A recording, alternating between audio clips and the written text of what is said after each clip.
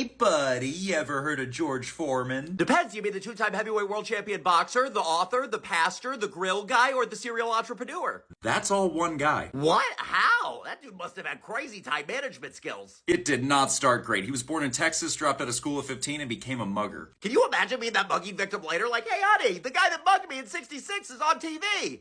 He's got a great grill. Yeah, he felt bad about it, so he had his mom sign him up for the Job Corps. He started training and won gold in the Olympics for boxing at 19 years old and got to meet the president. That'd be even weirder for the mugging victim. Can you imagine your friends are making fun of you because you got beaten up and couldn't keep your money, and then you look at the paper and it's the Olympic gold medalist? Yeah, guys, he beat up everyone. Then he became the world heavyweight champion, fought 46 times, lost twice, the first to Muhammad Ali, and the second to a guy named Jimmy Young. Then he retired. Wow, the only way I'd become a world champion is if competitive nasal voice became a thing. After a second loss, he's sitting in the locker room, becomes a born-again Christian, drops the whole tough guy facade he thought he had to do as the world heavyweight champion, retired from boxing, and became a minister. I've heard of people getting the bejesus knocked out of him, but he got the bejesus knocked into him. What'd he do next? He was a minister out of Houston for the next 10 years. And then he had a quiet, peaceful life for the rest of forever? He then went back to boxing at 45 years old, became the world's oldest heavyweight champion, and retired at age 48. He had fought 81 times, 176, 68 by knockout, and 5 losses. Wow, a comeback, just like Kim Kardashian. So George becomes an investor. Some things go well, some things don't. Meanwhile, there's this guy named Michael Bohm who's inventing this kind of flippy grill, but he has no marketing strategy for it whatsoever. So he's like, well, I mean, George Foreman's super lovable, so they send it to him, and George